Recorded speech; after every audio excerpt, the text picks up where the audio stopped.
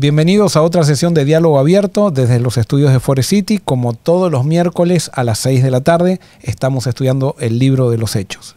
Y voy a comenzar con una pregunta. ¿Podemos nosotros entender hoy mejor el Evangelio que lo entendía el apóstol Pablo en su época? Mira este video y entonces después continuaremos con la discusión. ¿Te sientes desgastado espiritualmente? Al igual que Dios transformó en 10 días, en ocasión del Pentecostés, a un grupo de desanimados en la iglesia más poderosa de la historia, en 10 días la escuela de discipulado orgánico cambiará tu vida. Disfruta en un ambiente de diálogo, amistad y crecimiento.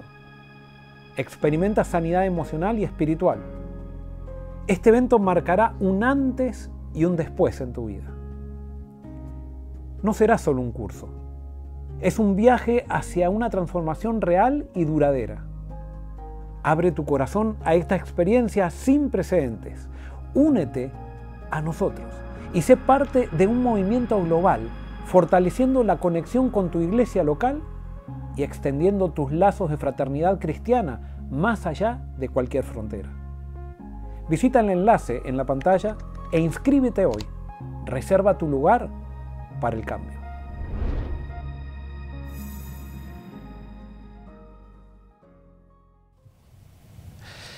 Seguimos en Diálogo Abierto, estudiando el libro de los Hechos. Estamos en Hechos capítulo 18, en la última parte del capítulo, y te invitamos para que te registres lo antes posible en la Escuela de Discipulado Orgánico, porque realmente va a ser una experiencia transformadora de vida. Regístrate para el cambio. Pero aquí estoy en la mesa con Samuel, con Ángelo y con Denar, que estamos nuevamente aquí para estudiar la Biblia, y vamos a comenzar con una oración. Denar, ¿quisieras orar? Seguro. Señor, te damos gracias por este día, gracias por la oportunidad que tenemos de estudiar tu palabra. Siempre pedimos la presencia de tu Espíritu para poder entender mejor. En nombre de Jesús. Amén. Amén. Amén. Muy bien, estábamos con Pablo, que había estado en Corinto, deja Corinto. Como siempre, en todos lados siempre Pablo tiene problemas, o sea, que habían comenzado los judíos especialmente de la sinagoga, pero entonces después Pablo va a Antioquía y ahora entra, la historia sigue, pero sigue centrada un poquito en Priscila y Aquila, que eran los compañeros de Pablo que tejían carpas, y ellos se encuentran, vamos a ver qué es lo que sucede en Éfeso. Ahora, y vamos a ver qué es lo que sucede. Vamos, versículo 24 en adelante, 24 al 28. Hechos 18, 24 al 18. ¿Quién lo lee? Llegó entonces a Éfeso un judío llamado Apolos, natural de Alejandría, varón elocuente, poderoso en las Escrituras.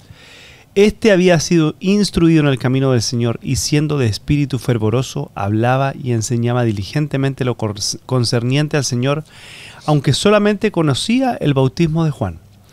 Y comenzó a hablar con denuedo en la sinagoga, pero cuando lo oyeron Priscila y Aquila, le tomaron aparte y le expusieron más exactamente el camino de Dios. Y queriendo él pasar a Acaya, los hermanos le animaron y escribieron a los discípulos que le recibiesen. Y llegado él allá, fue de gran provecho a los que por la gracia habían creído, porque con gran vehemencia refutaba públicamente a los judíos, demostrando por las Escrituras que Jesús era el Cristo. Muy bien, hoy podríamos haber también comenzado con otra pregunta. ¿Es necesario defender la verdad? O sea, que sí, porque estoy viendo lo de los debates públicos, que la otra lo criticamos y ya sabes. Pero bueno, acá se introduce un personaje que es un personaje aparentemente muy influyente en la iglesia cristiana, a pesar de que no se lo nombra mucho, sí se lo nombra lo suficiente como para saber que hizo una gran diferencia. Y ¿cómo se llamaba este personaje? Apolos. No. Ese aparentemente era el apócope. ¿Apócope? Explícame. Se llamaba apócope, quiere decir el nombre más chiquito. Por ejemplo, si Ángelo sería el apócope de Ángelo, Angie o Angie. Angelito. Angelito. Sí, eso sería el diminutivo. Okay. Angie sería, digamos, o Ange. Okay. ¿Cómo se llamaba Apolos? Aparentemente se llamaba anoten por si quieren ¿Apolión? si quieren tener un hijo, Apodoloro. A ver, Apodoloro. Apodoloro. Anda. Apodoloro. Suena más lindo Apolo. Pues, totalmente. Por eso le decían Apolo. Bueno, Apodoloro. llegó a Éfeso este judío, Apolos, natural de Alejandría. Alejandría era la ciudad, digamos, más erudita después de Atenas. Y en esta época posiblemente hasta había superado a Atenas, o sea, porque estaba la gran biblioteca de Alejandría, que era la biblioteca más grande del mundo, o sea, y allí había un montón de filósofos y pensadores que surgían continuamente, y Apolos era un judío que fue, digamos, se convirtió al cristianismo en Alejandría, y ahí entonces él comienza, como se convirtió, el que se convierte comienza a hacer misión, y bueno, Apolos comenzó a hacer misión. De paso, les quería hacer una pregunta. Sí, ¿qué sucedió en Alejandría? Algo que tiene que ver con la Biblia, ¿se acuerdan o no? Lo del bautismo de... De Alejandría. En Alejandría se hizo algo muy importante con respecto al Antiguo Testamento. En Alejandría se hizo una versión del Antiguo Testamento que se llamó la versión de los 70. La Septuaginta. La Septuaginta, que era la versión de los 70, fue la primera traducción griega del hebreo del Antiguo Testamento. Y había ya para la época de Jesús una traducción completa del Antiguo Testamento en griego, que eso hacía que el Antiguo Testamento pueda acceder a todo el imperio. Y fue más o menos, esa traducción fue como la imprenta de Gutenberg para los escritos de Lutero, ¿no? Y para la Biblia también. Pero en Alejandría ocurrió eso. Y entonces Apolo venía de este mismo contexto y dice que era elocuente. En el original dice era erudito, ¿no? Y entonces cuando termina este episodio en el cual describen la acción de Apolo, Apolo después va a Corinto, va a la iglesia de Corinto, a Acaya, que es la iglesia donde Pablo había estado antes, o la sinagoga donde Pablo había... No, la iglesia, perdón, porque ya los de la sinagoga lo habían echado. Y ahí entonces después en las cartas que Pablo manda a Corinto, él ve, o sea, Pablo habla de Apolos. Y si quieren vamos a ver en 1 Corintios 1, 1 Corintios 1, 12, vamos a leer desde del 10 al 13. Dice: amados hermanos, les ruego por la autoridad de nuestro Señor Jesucristo que vivan en armonía los unos con los otros, que no haya divisiones en la iglesia. Por el contrario, sean todos de un mismo parecer, unidos en pensamiento y propósito. Pues algunos de la casa de Cloé me contaron de las peleas entre ustedes, mis amados hermanos. Algunos de ustedes dicen: yo soy seguidor de Pablo. Otros dicen: yo sigo a Apolos. O yo sigo a Pedro. O yo sigo únicamente a Cristo. ¿Acaso Cristo está dividido en facciones? ¿Fui yo, Pablo, crucificado por ustedes? ¿Fue alguno de ustedes bautizado en el nombre de Pablo? Muy bien. Por supuesto que no. Muy bien, hasta ahí, o sea, una de las cosas es interesante porque acá aparece Apolos y parece que la iglesia de Corinto estaba dividida. ¿Qué era lo que dividía a la iglesia de Corinto? Quizá la enseñanza, no sé.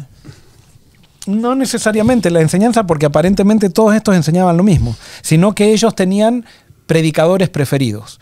Y entonces los corintos, como muchas veces pasa ahora, también eran seguidores de un predicador, y entonces como yo era seguidor de un predicador, al otro predicador lo criticaba. ¿No? Y eso pasa también ahora. Exacto. Sí, exacto. ¿Por qué? O sea, ¿por qué la gente tiene este tipo? Fíjense que había seguidores de Pablo, de Apolos, unos decían soy de Pablo, otros son de Cefas, o sea, ¿quién era Cefas? Era Pedro, y el otro decían yo de Cristo. O sea que a Cristo, es interesante, lo ponían al mismo nivel que Pablo, de Apolos y Cefas. A veces nosotros, por ejemplo, vemos que la gente, a veces por seguir simplemente un predicador que es reconocido, y ojo, puede predicar bien también, pero ya simplemente se identifican con alguien y se hacen seguidores ciegos de esa persona. Y eso está mal. Y eso fue, ¿por qué? Porque eso produce divisiones, y eso pasaba en la iglesia de Corinto también. Vamos a otro versículo que también habla de Apolo, 1 Corintios 3, 5. ¿Qué dice? Después de todo, ¿quién es Apolos? ¿Quién es Pablo? Nosotros solo somos siervos de Dios, mediante los cuales ustedes creyeron la buena noticia. Cada uno de nosotros hizo el trabajo que el Señor nos encargó.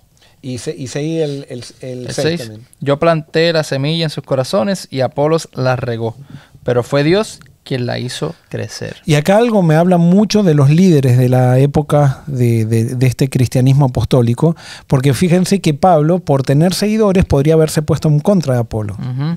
Y Pablo no. Por más que Apolos era Equipo. elocuente, era erudito, él veía que Pablo, uno regó, otro cosechó, pero estamos todos en el mismo equipo. Y eso tenían que hacerle claro a los feligreses. El gran problema es cuando los líderes también se dividen en este tipo de facciones y comienzan a criticar al otro predicador. Sí, porque les gusta también que le exalten el ego. Ah, mira, este me exacto. sigue. Entonces, pues, al ver que quizás, espérate, ¿a quién tú estás escuchando ahora? Entonces, quizás sí es bueno, pero es que mira, tú escuchaste tal y tal cosa, siempre como que hay Sí, sus se pone comentarios. una semillita de Ajá, duda sí, o algo. sí, es bueno, pero es que mira, o a veces hasta hay ciertas cosas que... Exacto, sí. Hay toda una frasecitas Sí, que sí. son muy sutiles para Ajá. poder poner un poquito de duda. Pero es muy y- bueno. Sí. Es bueno, pero y yo no lo quiero mucho. Yo también lo quiero Ah, lo mucho. quiero Sí. mucho. Pero- Sí. o sea, Pero hay que otro- tener cuidado, hay que tener cuidado. Otro punto que me llama la atención es que yo creo que esa misma actitud la tenía Apolos y la tenía Pedro. O sea, Correcto. que si alguien decía algo de él, o sea, y creo que eso mostraba la unidad de los apóstoles, de que ninguno se daba más crédito que el otro. O sea, todos eran lo mismo. Yo creo que Pedro hacía lo mismo que está haciendo Pablo aquí y lo mismo con Apolo. Y ahora, sin duda que Pedro, Pablo y Apolos predicaban énfasis diferentes. Por ejemplo, a veces también vemos que hay un predicador que solamente predica profecía y es muy bueno en profecía, pero entonces están aquellos que dicen solamente profecía, que esto, y después están los otros que predican historias, que predican, apelan más al corazón y es un emocionalista, es superficial. No, nos necesitamos todos, o sea, todos necesitamos en el equipo, o sea, no hay uno que no lo necesitemos, pero cuando nosotros queremos llamar la atención sobre sí mismo, entonces sobre nosotros mismos, entonces aparece Apolos, que es un erudito, y Pablo, por ejemplo, que era un erudito también, podría haber dicho, no, pero él no es tan erudito como yo, o algo por el estilo. Y sin embargo, no vemos esa actitud en Pablo. Como no la vemos en Apolo, ni la vemos en Pedro. Me gusta lo que dice después justo de eso que dice, así que ni el que planta es algo, ni el que riega, sino Dios que da el crecimiento. O sea, la tenían claro eso. O sea, lo que estaban haciendo ellos, o sea, sí, pero el crecimiento que lo da Dios, eso es, o sea, la labor de ellos era simplemente contar, pero el crecimiento lo da Dios. Ellos no tenían nada que ver con eso. Correcto, exacto. O sea, ellos reconocían dónde estaba el poder. Ellos eran simplemente instrumentos y tenían una función. Ahora, ¿por qué la iglesia está desunida? Cuando hay iglesias desunidas, vamos, por ejemplo, supónganse, hay una región donde la iglesia está desunida. ¿Por qué está desunida? De acuerdo a este principio. Para mí, porque no están enfocados en Cristo, están enfocados en los líderes. Ajá, pero les hago una pregunta. ¿La iglesia apostólica siguió unida? ¿Después de esto? Sí. O sea, inmediatamente después de este suceso de O Pablo. sea, no inmediatamente, a lo largo. O sea, no, con el tiempo se dividió. Bueno, no, sí, pero... No tanto, no Sí, fuimos para, muy voy a decir lo que a quiero. mitad, por favor. Quiero decir.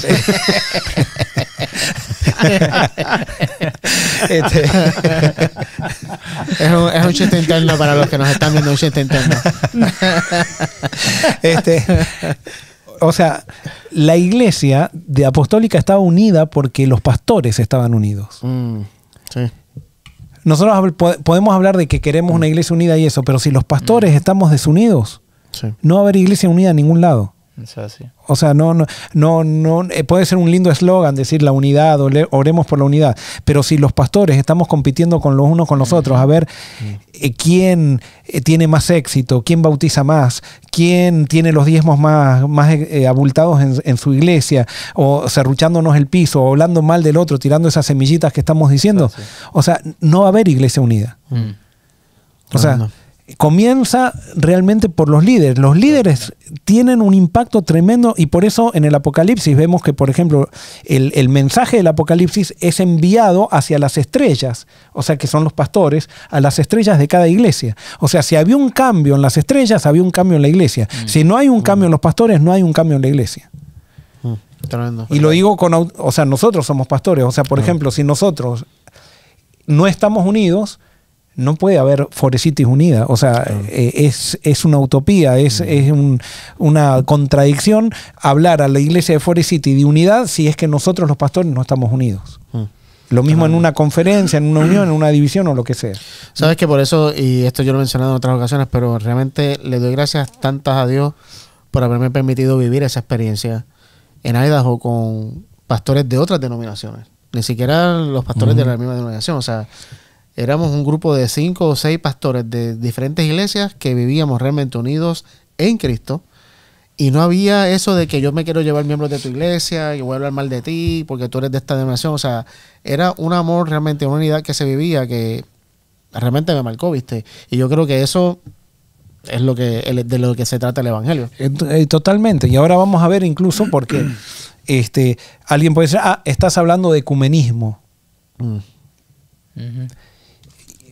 O sea, el ecumenismo institucional, nosotros acá en Forest City no creemos en ecumenismo institucional. ¿Qué es el ecumenismo institucional? Es decir, todos los cristianos nos unimos bajo la autoridad de una denominación.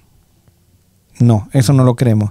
Pero sí creemos en el ecumenismo bíblico. Todos los cristianos, o ecumenismo bíblico cristocéntrico, todos los cristianos deberíamos estar unidos en Cristo. Fue la oración de Jesús. Y en la Biblia. Y en la Biblia. Y alguien puede decir, pero entonces cada uno va a tener su verdad o algo por el estilo. No, por eso, cada uno con su verdad, si nos sentamos en la Biblia, estamos unidos en Cristo, si no estamos unidos en la Biblia, vamos a sentarnos a dialogar. No a tratar de convencernos, sino a dialogar. ¿Quién es el que nos convence? El Espíritu. Si buscamos el Espíritu, es imposible que no haya unidad. Pero el problema es que nosotros preferimos muchas veces estar divididos porque eso alimenta un sistema, alimenta nuestro bolsillo, alimenta un montón de cosas el hecho de dividirnos. El estar dividido no necesariamente es un perjuicio para mis ambiciones personales. A veces la división es algo que es lo mejor para las ambiciones personales. Y al estar unidos hace que, como el poder se distribuye en todos, y no queremos distribuir poder, porque el que tiene ambiciones personales quiere centralizar el poder. Hay que brillar. Quiere sobresalir, entonces por eso no se busca. Y vamos a un último versículo que habla de Apolos 4:6. Hay 1 Corintios 4:6 también, que dice algo de Apolos cuando estaba en Éfeso. ¿Qué dice? Por esto, hermanos, lo he presentado como ejemplo en mí y en Apolos, por amor de vosotros, para que nosotros aprendáis a no pensar más de lo que está escrito, no sea que por causa de uno os envanezcáis unos contra otros. Fíjense ahí lo que decía Dena, recién enfatizaba. O sea, Pablo tenía la seguridad que Apolos, tanto él como Apolos, lo que buscaban era el amor y no pensar nadie más de sí mismo de lo que es. Por más que eran eruditos, porque Pablo podría haber dicho, ustedes no saben nada, no tienen la formación que nosotros tenemos, o sea, yo soy realmente el que sé, Apolos estudió en Alejandría, ustedes son todos unos ignorantes. No, Pablo estaba al mismo nivel de todos. Por supuesto, él sabía cuáles eran sus talentos y usaba sus talentos para el servicio. Y lo mismo que Apolo. Y me gusta cómo lo menciona, la mención, ahí se ve la unión, está mencionándolo, me encanta que lo menciona. Correcto. Muy bien, entonces dice que Apolo era un hombre elocuente. Volvemos a Hechos capítulo 18. Dice, llegó entonces a Éfeso un judío llamado Apolos, natural de Alejandría, hombre elocuente y poderoso. La palabra elocuente quiere decir, en el griego es erudito, y de ahí viene la palabra catequizar, o sea, catequismo, que quiere decir formado, una persona que realmente cuando hablaba, hablaba con base, no hablaba por hablar. La versión mía dice, conocía bien las escrituras. Y tiene que ver con eso del erudito. Y conocía bien dice, este había sido instruido en el camino del Señor y siendo de espíritu fervoroso hablaba y enseñaba diligentemente lo concerniente al Señor, aunque solo conocía el bautismo de Juan. Es interesante que él solamente conocía el bautismo de Juan. Entonces, él en Alejandría, evidentemente, es por la influencia de Juan que él se convierte a Cristo. Y entonces él, fíjense, sin estar en contacto directo con el cristianismo, él ya comienza a hacer su obra, y acá vemos cómo el Espíritu Santo actúa, porque no tuvo que pedir permiso ni a Pedro, ni a decir, ahora voy a ir a Jerusalén y voy a pedir que me den permiso para ver si puedo predicar. No, era el llamado del Espíritu Santo, era ser fiel con lo que había aprendido de Juan, y entonces él predicaba lo que Juan le había... Ahorita estábamos grabando la escuela sabática y hablamos de eso. ¿Cuánta falta hace esa libertad en el cristianismo hoy en día, mano? O sea, esa libertad de que no hay nadie controlando. Y eso pienso yo, ¿verdad? No tiene que ver con desorden. Pero esa libertad que la iglesia experimentaba, de que no era eso de que, o sea, todos eran iguales. no era que había que pedir permiso para algo, y si había algo en desacuerdo, todos se unían. Pero esa libertad que Apolos experimentó, ¿viste? De que él conoció algo y ahí empezó a compartirlo. Y sin saberlo, era lo mismo que estaban predicando todos los demás. Y no era lo mismo que estaba y era predicando, ¿no? incompleto. O sea, Era lo mismo, pero está incompleto. Sí. Pero aparentemente da la idea de un desorden. O sea, de que hay un desorden de va, pero no, pero no es lo mismo. De parte de la iglesia. Entonces, o sea, Es que ese es el sistema orgánico, que Exacto. parece desordenado, pero es lo que Dios hace para mover al espíritu. Donde se mueve el espíritu parece que hay desorden, pero no lo hay. Claro. Es un orden diferente. sí. Claro. Pero aquí él dice que le enseñaba, todo lo concerniente a Jesús. Correcto. Desde esa perspectiva, creo que era el mismo mensaje. No, de la los base, apóstoles. por supuesto, Claro. era la misma. Exacto. Era identificar a Jesús como el Mesías y que era el que había venido Exacto. para ejecutar lo que Dios quería que se ejecute. Y era el Mesías tan esperado por tanto tiempo. Claro. Y ¿cuál era el mensaje de Juan? Era el Cordero de Dios que quita el pecado del mundo. Me imagino que Apolos, en su erudición del Antiguo Testamento, habrá tratado de interpretar lo que significaba que él quitaba el pecado del mundo. Ahora, es interesante que entonces, ¿quiénes estaban allí en la sinagoga? Priscila y Aquila. Versículo 26 dice: comenzó pues a hablar con valentía en la sinagoga, pero cuando lo oyeron Priscila y Aquila, lo tomaron aparte y le expusieron con más exactitud el camino de Dios. Esto me dice algo. Esto me dice, primero, la actitud de Priscila y Aquila. Hay algo interesante, que aquí se menciona, ¿quién era? Priscila era la mujer y Aquila era el hombre, pero fíjense a quién se menciona primero. A Priscila. Pareciera que tuviera en esta etapa o en este momento tiene una iniciativa más grande Priscila. Y entonces dice que lo toman aparte y le exponen con exactitud el camino de Dios. O sea, Priscila y Aquila podrían haber dicho, ellos ya eran amigos de Pablo y podrían haber dicho, este no lo sabe tanto como Pablo, no, este no sirve. O sea, como hacemos, como recién decíamos, este no es tan bueno como el que es amigo nuestro. No, ellos querían realmente que Apolo también, o sea, vieron en Apolo talentos y dijeron, vamos a enseñarle las cosas que nosotros sabemos de Pablo.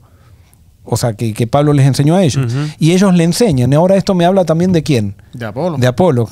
Un erudito La actitud de siendo él, enseñado tremenda. por ¿quiénes? Por dos personas que cosían carpas. Dos laicos. Exacto.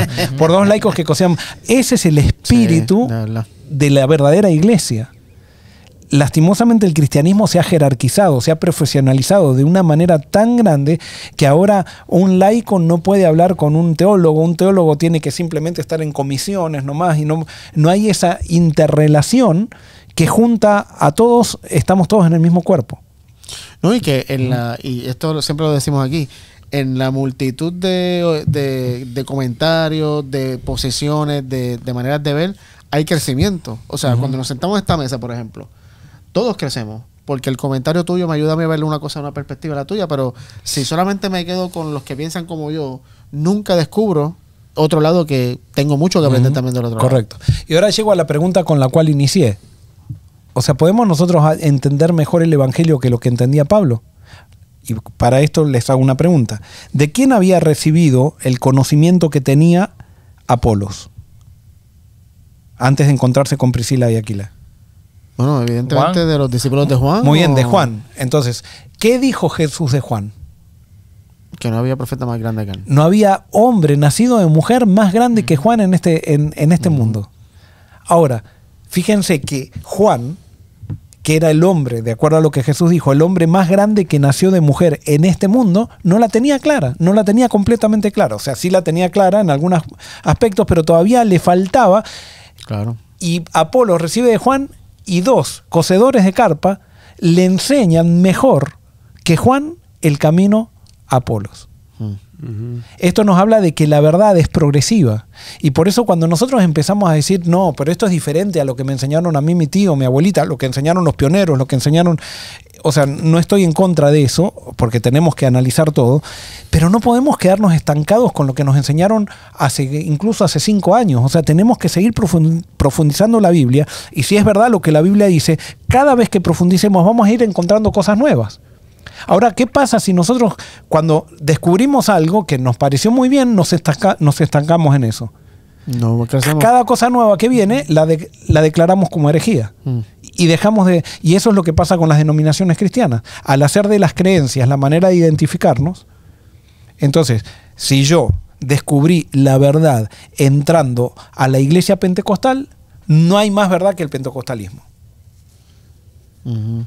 Después están los adventistas. Si yo descubrí la verdad cuando entré a la iglesia adventista, ya no hay más verdad que el adventismo. Y lo mismo pasa con el católico, con el que quieran, con el mormón, con el que sea. No tenemos toda la verdad y debemos seguir investigando la Biblia. Sí, estar abierto y receptivo. Yo creo que eso es, me parece, hablabas ahorita de la actitud de Apolo.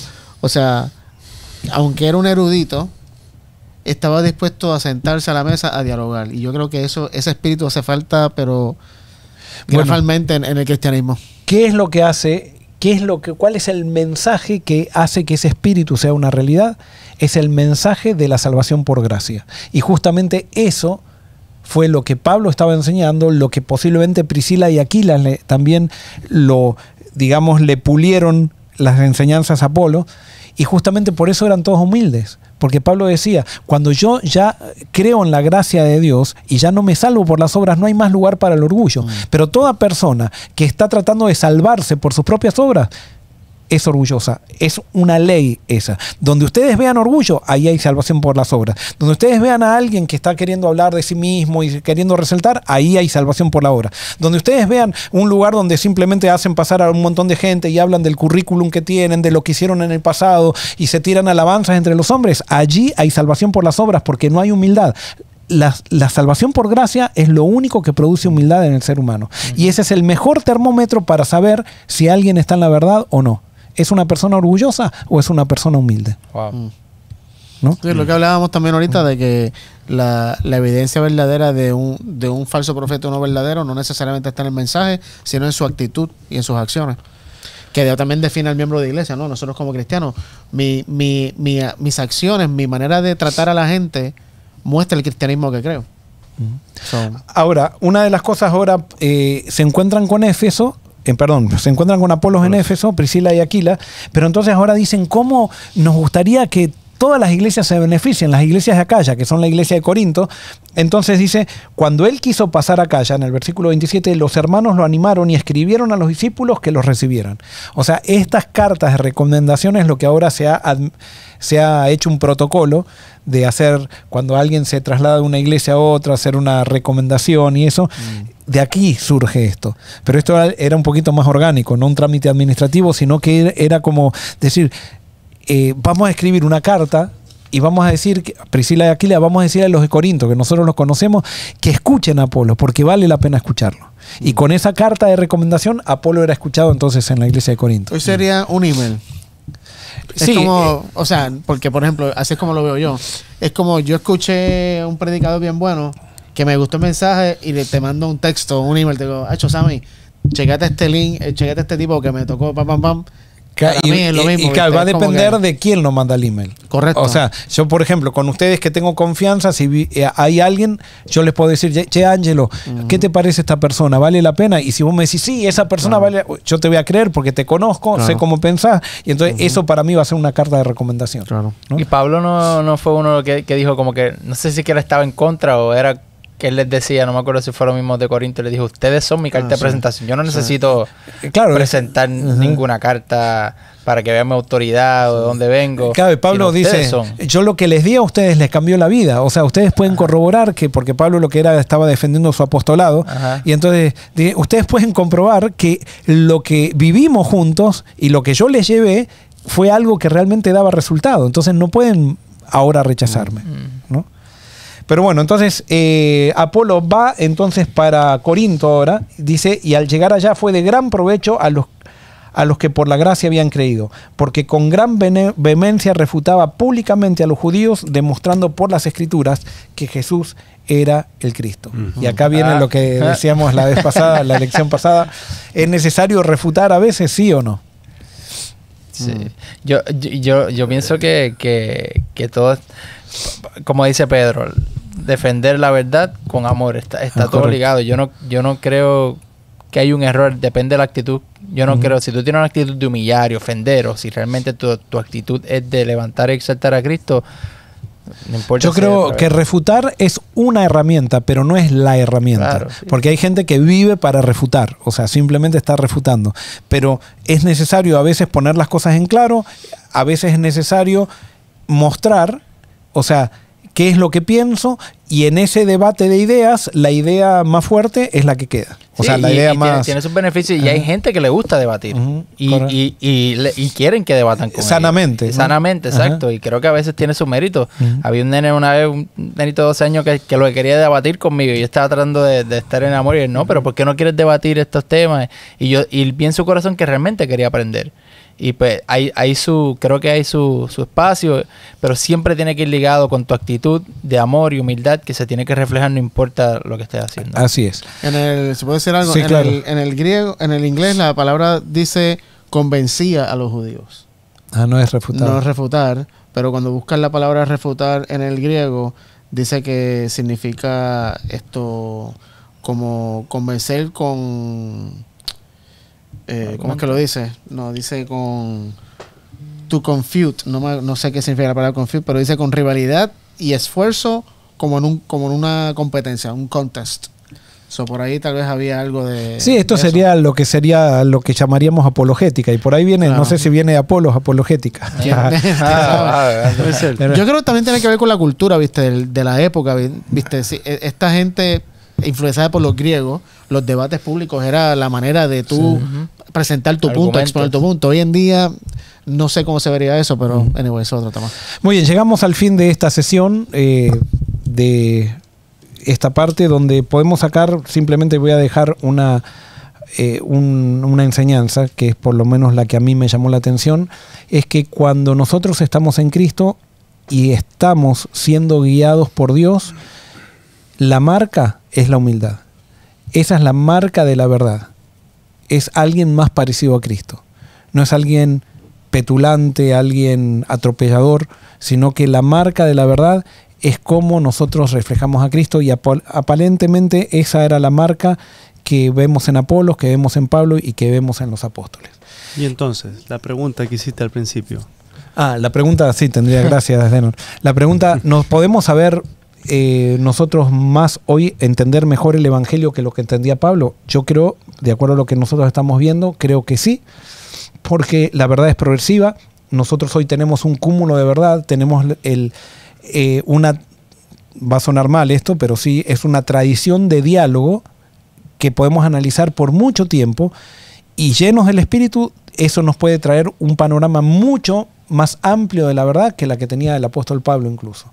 Y por eso yo creo que al final el pueblo, los 144.000, el pueblo final que describe el Apocalipsis, ellos van a tener la mayor cantidad de verdad que alguna vez algún grupo en la historia tuvo, y por eso van a impactar a todo el mundo.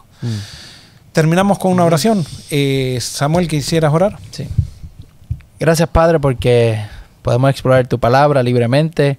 Te pedimos que cada vez que estemos estudiando la Escritura lo podamos hacer de una manera en que estemos buscándote a ti, seamos guiados por el Espíritu y no por ninguna preferencia. Y así, Señor, podamos ser humildes para poder recibir información, ya sea de quien sea, que venga de tu parte, Señor.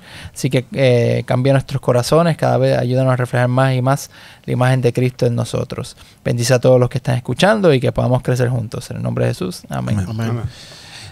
Todavía no se desconecte, hoy casi voy a toser, pero todavía no se desconecte porque viene un video que tiene que ver para que usted tome una decisión para el cambio. Ojalá que nos podamos encontrar en la Escuela de Discipulado Orgánico.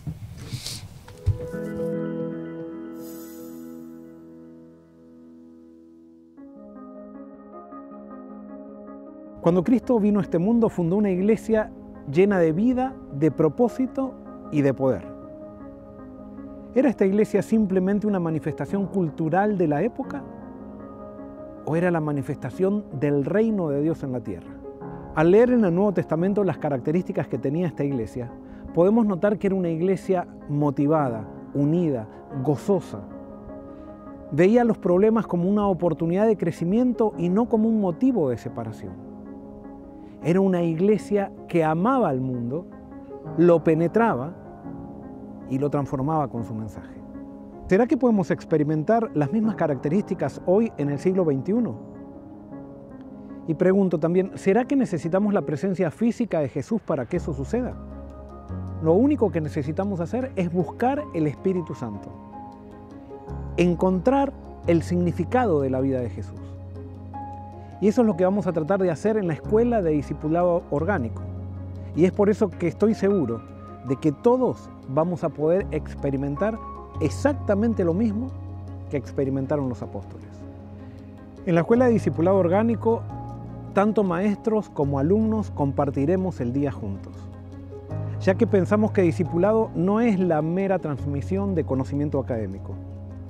Discipulado es la exposición de nuestra vida y valores con aquellos que nos relacionamos.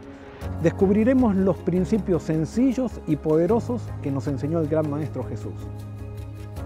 Y podremos notar los cambios que al aplicarlos se producirán en nuestra vida. La Escuela de Discipulado Orgánico no es una escuela tradicional, es una experiencia. Una experiencia de 10 días donde aplicaremos los principios del reino de los cielos para experimentar lo que es verdadera iglesia. Tendremos grandes desafíos, desafíos conceptuales, desafíos espirituales, en un ambiente natural, emocionalmente seguro, donde podremos crecer juntos y experimentaremos un cambio que será para siempre.